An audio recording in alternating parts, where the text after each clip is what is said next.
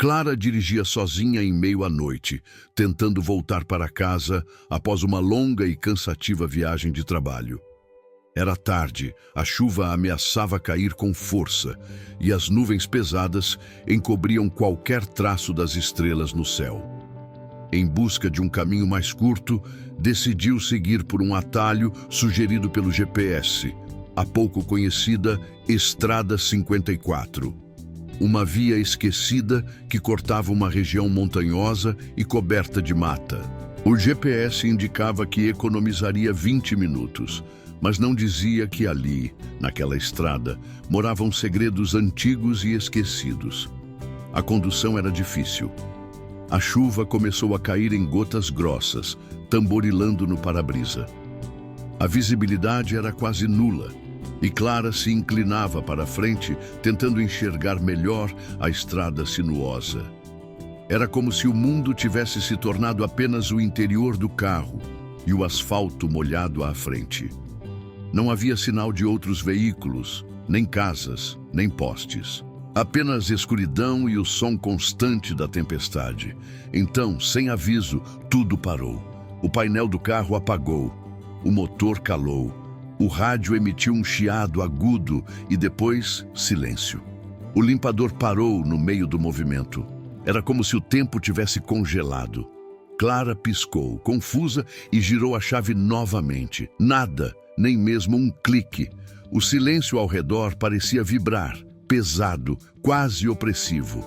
Ela pegou o celular, mas a tela exibia sem serviço. Tentou respirar fundo, manter a calma. Talvez fosse só um curto, pensou. Talvez o carro tivesse parado por causa da água.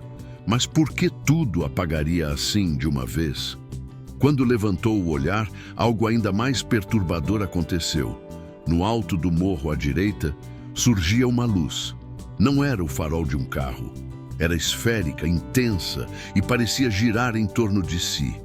Pairava no ar, a poucos metros do chão, como se desafiasse as leis da física. E emitia um som baixo, pulsante, quase como uma vibração que ecoava dentro do peito. Clara congelou. O instinto gritava para correr, mas as pernas não se mexiam. A boca seca, os olhos arregalados, estava hipnotizada pela luz. Sentiu uma tontura súbita, como se sua energia estivesse sendo drenada pela presença daquela coisa. Seus dedos formigavam e o corpo todo pesava. Foi quando algo bateu com força no vidro do carro.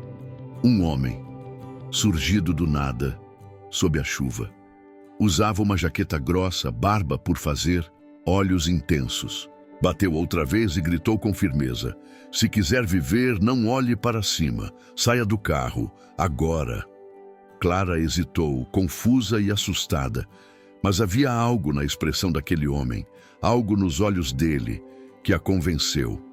Sem entender bem como, conseguiu abrir a porta e seguiu o homem, que a puxou pela mão e a guiou por uma trilha estreita, pouco visível entre as árvores, até um velho posto de gasolina abandonado.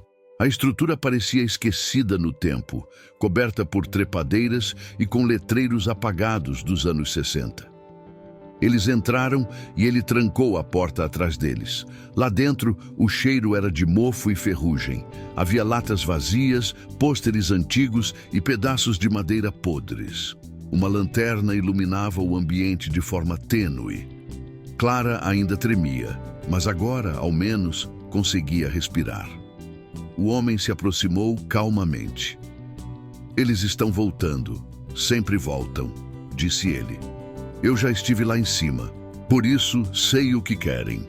Clara tentou entender. Quem são eles? O que são aquelas luzes?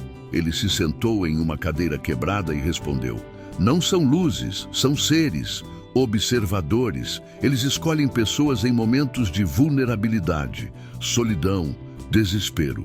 Foi assim comigo. Em 1973, nessa mesma estrada, eu era um caminhoneiro. Estava indo visitar minha filha quando meu caminhão parou, exatamente como seu carro. Quando acordei, estava em outro lugar. Luzes, vozes, formas que não consigo explicar.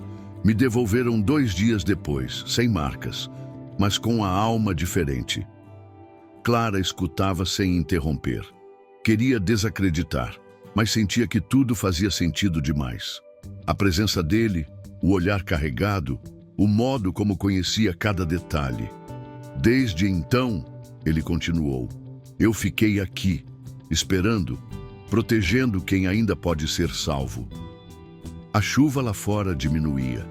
Clara, em silêncio, se aproximou da janela. A luz havia sumido. Ele então se levantou. Você precisa ir. Agora é seguro. Quando voltar para casa, esqueça essa estrada. Ela assentiu. Se virou para agradecer, mas ao olhar de novo, ele não estava mais lá. Nenhum som, nenhum passo. Simplesmente havia desaparecido. O medo voltou por um instante, mas logo foi substituído por uma estranha sensação de paz. Clara correu de volta para o carro. Girou a chave. O motor funcionou de primeira. A estrada agora parecia menos ameaçadora. O céu clareava devagar, como se nada tivesse acontecido. Durante o trajeto de volta, ela tentou racionalizar. Talvez fosse um sonho, uma alucinação. Mas tudo nela dizia que havia sido real. Sentia ainda a mão do homem segurando a sua. Sentia o cheiro do posto, a vibração no ar, tudo era real. Alguns dias depois, Clara decidiu voltar com a polícia. Queria entender, mostrar, provar que o posto existia. Guiou os oficiais até o exato ponto da estrada. Mas ao chegar lá não havia nada. Apenas árvores, vegetação alta e mata fechada. Nenhum prédio, nenhuma trilha, nem ruínas. Como se tudo tivesse sido apagado da realidade. Os policiais a olharam com ceticismo. Disseram que ela devia ter se confundido, que ali nunca houve nenhum posto. Mas Clara sabia, e ela nunca esqueceria, porque algo ou alguém a salvou naquela noite. Quem era aquele homem? Um sobrevivente? Um guardião? Um fantasma? Ou talvez algo que a própria estrada criou para proteger os viajantes? Ninguém sabe. Mas se algum dia você cruzar a Estrada 54 em uma noite de tempestade e seu carro apagar, lembre-se deste nome, Clara, e espere que ele esteja por perto, baseado em fatos reais, ou talvez não.